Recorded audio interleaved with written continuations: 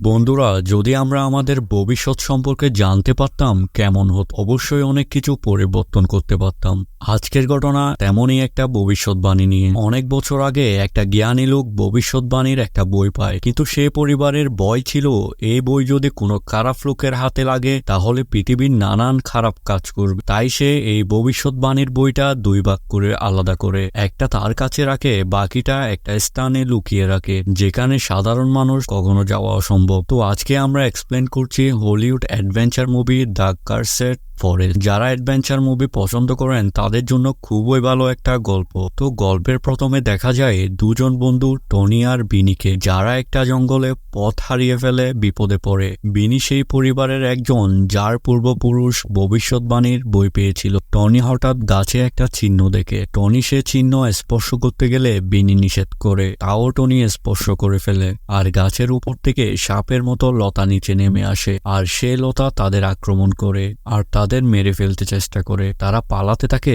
গাছের লতাগুলো তাদের পিছু নিতে থাকে। একটা সময় তারা দুজন পাহাড়ের চূড়ায় চলে যায়। সামনে বিশাল বড় পানির খাদ, যেটা পাহাড় থেকে অনেক নিচে। সেখানে লাফ দেওয়া ছাড়া কোনো উপায় ছিল না। তারা সেই হিংস্রলতা থেকে বাঁচার জন্য পানিতে ঝাঁপ দেয়। পানিতে তারা সাঁতার কাটে, তখন সেখানে একটা লোক আসে, যে লোক দেখতে খুব ভয়ানক। লোকটি তারা দুজনকে পানি থেকে তুলে নেয়। এরপর দেখা যায় একটি জাদুকরের দল একটা মেয়েকে বন্দি করে রাখে। সে মেয়েটি ছিল টনির বোন। মেয়েটির দাদা এই জাদুকরদের সেখানে বন্দি বানিয়ে রেখেছিল আর তারা সেখান থেকে মুক্তি পাওয়ার জন্য মেয়েটিকে জবাই করে বলি দিবে। সেখানে টনি আর বিনির হুঁশ আসে। একটা হিংস্র লোক তাদের উঠিয়ে নিয়ে যাচ্ছিল। তখন বিনি বুদ্ধি খাটিয়ে লোকটিকে মেরে নিচে ফেলে দেয়, যা দেখে জাদুকরদের রাজা মোটেও খুশি ছিল না। রাজা তার সৈন্যদের টনি আর বিনিকে মারতে পাঠায়। তারা সৈন্যদের সাথে অনেকক্ষণ ফাইট করতে থাকে, কিন্তু জাদুকর তারা দুজনকে মারে, যার ফলে তারা দম হারিয়ে ফেলে। তখন মেয়েটার পুরো শরীরে আগুনের মতো কিছু দেখা যায়। জাদুকর তার জাদু দিয়ে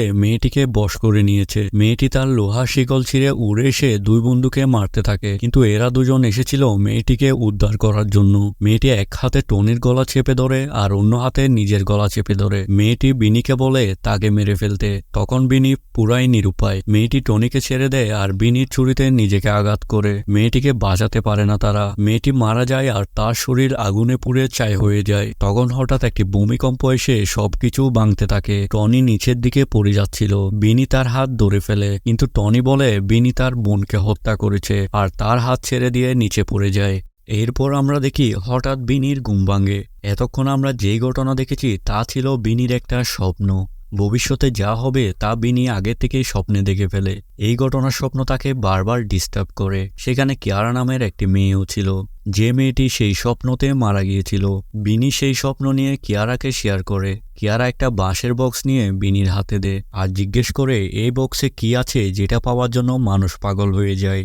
বিনি বলে এই বক্সে ভবিষ্যৎবাণীর একটা বই আছে, যা দিয়ে ভবিষ্যৎ সম্পর্কে জানা যায় আর নিজের ভাগ্য পরিবর্তন করা যায়। তবে এই বক্সে ছিল ভবিষ্যৎবাণীর অর্ধেক অংশ আর বাকি অংশ ছিল রাজা টংগ্রেনের সমাধিতে।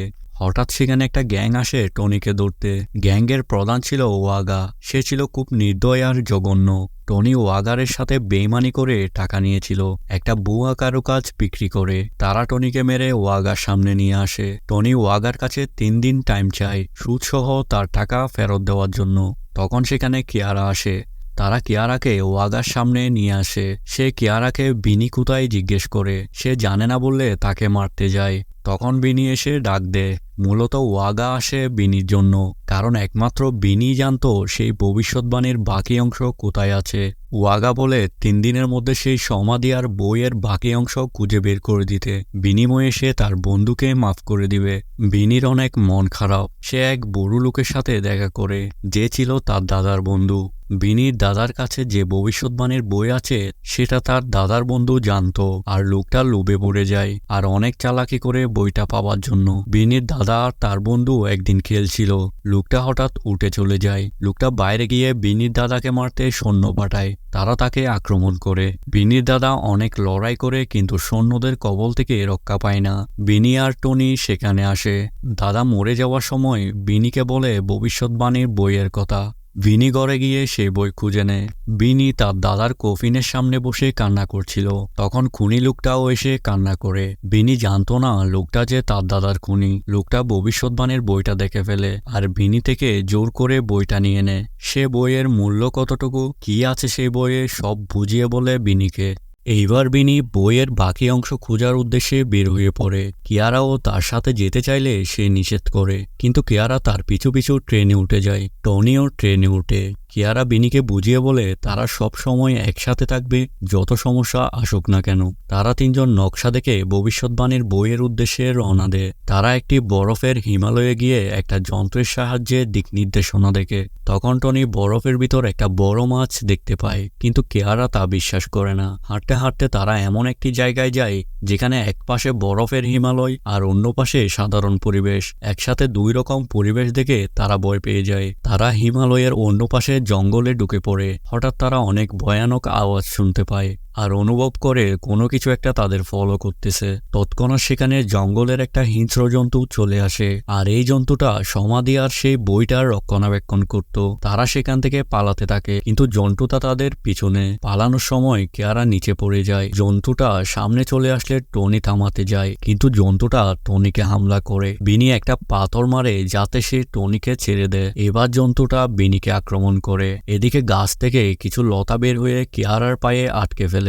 আর লতাগুলো কিয়ারাকে টেনে নিয়ে যায়। বিনির পূর্বপুরুষের একটা শক্তি তার হাতে থাকে, যা দেখে জানোয়ারটা পালিয়ে যায়। দুই বন্ধু তাদের বোনকে খুঁজতে থাকে। এইবার ঠিক আগের মতো টনি গাছে একটা চিহ্ন দেখে, যেমনটা বিনি তার স্বপ্নে দেখেছিল। তারা বাঁচার জন্য পালাতে থাকে আর পাহাড় থেকে পানিতে ঝাঁপিয়ে পড়ে। জাদুঘর তাদের আটক করে ফেলে, ঠিক আগের মতো যেমনটা বিনি স্বপ্নে দেখেছিল। জাদুঘরের সাথে তাদের লড়াই হয়, তারপর কিয়ারা মেয়েটি মারা যায়। এরপর টনি নিচে পড়ে গেলেও বিনি লাফ দিয়ে পানিতে পড়ে। তারা দুজন নদীর একটা তীর খুঁজে পায়। টনি তার বন্ধু বিনিকে ভুল বোঝে আর এই সব কিছুর একমাত্র দোষ দেয় টনির। তারা আবারও ফিরে যায়। এবার বিনি বুড়ো লোক আর ওয়াগার বাহিনী সহ বইয়ের খুঁজে বের হয়। তারা গিয়ে সেই পাহাড়ের চূড়ায় যায়, যে নদীতে টনি আর বিনি ঝাঁপ দিয়েছিল। কিন্তু তখন যে পরিবেশটা ছিল এখন তার থেকে ভিন্ন। এখন তারা পানিতে নামলে তাদের জীবন হারাতে হবে, তাই তারা সঠিক সময়ের অপেক্ষা করে আর জঙ্গলে ক্যাম্পিং করে থাকার ব্যবস্থা করে।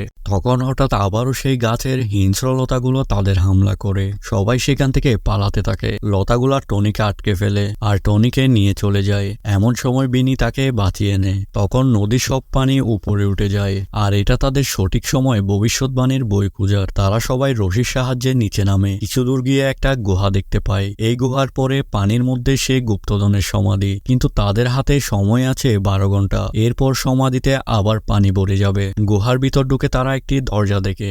দরজা খুলে তার ভিতর প্রবেশ করে, যেখানে খুব সুন্দর একটা ঘর, যেখানে অসাধারণ কিছু কারুকাজ। বুড়ো লোকটা দেওয়ালে হাত দিলে দেওয়ালের ইট সরে তাদের তীর নিক্ষেপ করে। তারা কোনোভাবে সেখান থেকে সরে যায়, কিন্তু একটা লোক সেখানে কিছু গুপ্তধন দেখে। লোকটা লোভে সে ধন নিতে চায়। হাত দিলেই তার হাত আগুনে জ্বলে যায়। তারা সবাই বের হবার রাস্তা খুঁজে। পুড়ে যাওয়া লোকটি হাত নড়তে থাকে। হঠাৎ একটি হিংস্র জানোয়ার হয়ে তাদের দিকে ছুটে আসে। অস্ত্রের গুলিতে লোকটার কিছু হয় না। সামনে আসলে ওয়াগা তাকে লাত মারে। লোকটা আবার সেই জায়গায় পড়ে আগুন ধরা শুরু হয়। বুড়ো লোকটা দেওয়ালের এদিকে ওদিকে স্পর্শ করলে হঠাৎ দরজা খুলে যায়। তারা দরজা দিয়ে একটা জায়গায় বের হয়, কিন্তু সেখানের রাস্তাটা এতটা ভয়াবহ, একটু ভুল হলেই সবাই মরবে। বিনি তার যন্ত্র বের করে আর সামনে যাবার সঠিক রাস্তা খুঁজে। বিনি রাস্তা পেয়ে যায় আর সে অনুযায়ী সবাই তার পিছে পিছে যেতে থাকে। টনি একটা দরজার চাবি ঘুরালে সে দরজা খুলে দোয়া বের হয়ে আসে। ওয়াগা তার এক সৈন্যকে ভিতরে যেতে বলে। তার সে লোকটা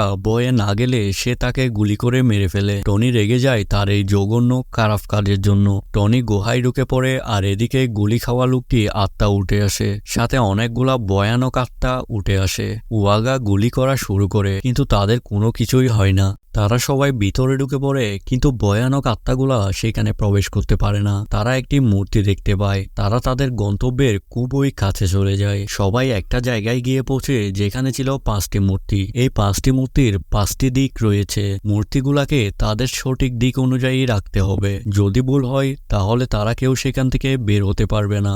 বিনি যন্ত্র দেখে আর মূর্তি ঘোরাতে বলে। সব মূর্তিকে তারা ঘুরায় আর তারা সঠিকভাবে তাদের ঘুরিয়ে নেয়। সেখানে হঠাৎ একটি গোল চক্র চক্র হয়ে যায়। বিনি পাথরের তালাটা ঘুরিয়ে দেয়, ভিতর থেকে একটা স্তম্ভ বের হয়ে আসে আর অন্যদিকে একটা দরজা খুলে যায়। তারা দরজায় প্রবেশ করে তারা সবাই একটি সমাধি দেখতে পায়। ওয়াগা তার 2 লোককে সেখানে পাঠায়। সমাধি খুললে তারা একটি বই পায় আর সেটাই ছিল ভবিষ্যৎবাণী আর গুপ্তধনের বাকি অংশ। আর বুড়ো লোকটা টনিকে বলে তার দাদা এই কাজ আগে করলে সে আজ বেঁচে থাকতো। যা শুনে বিনি অবাক হয়, সে জানতো না তার দাদাকে এই বুড়ো লোকটা মেরেছে। বুড়ো আর ওয়াগা মিলে তারা 2 বন্ধুকে মারে। বুড়ো তখন টনিকে তীর নিক্ষেপ করে। বিনি পুরো নিরুপায়, সে তার সব আপনজনকে হারিয়ে ফেলে। হঠাৎ সমাধি থেকে একটা আত্মা উঠে আসে আর সবাইকে মারতে থাকে। বিনি বুড়ো লোকটার সাথে লড়াই করে। টনি উঠে আসে আর বুড়োকে হামলা করে। ওয়াগা সে আত্মার উপর ফিলার ফেলে দেয়। বিনি বুড়োর সাথে শক্তিতে পারছিল না। তখনই টনি এসে বুড়োটাকে মারে আর বুড়োকে নিয়ে নিচে পড়ে যায়। ওয়াগা ভবিষ্যৎবাণীর বইটা নিয়ে নিলে বিনি সেটা কেড়ে নিতে যায়। তখন হঠাৎ নিচে থেকে পানি ওঠা শুরু করে। তারা পানির ভিতরও লড়াই করে। বিনি ওয়াগারকে হত্যা করে আর পানি থেকে উপরে উঠে আসে। বিনি এই ভবিষ্যৎবাণীর বই খারাপ লোকের হাত থেকে বাঁচিয়ে নেয়। বুড়ো হয়ে গিয়েও সে সেটা রক্ষা করে। আর আমাদের গল্প আজকের মতো এইখানে সমাপ্তি। ভিডিওতে একটা লাইক দিয়ে পাশে থাকবেন আর চ্যানেলটা সাবস্ক্রাইব করে নেবেন।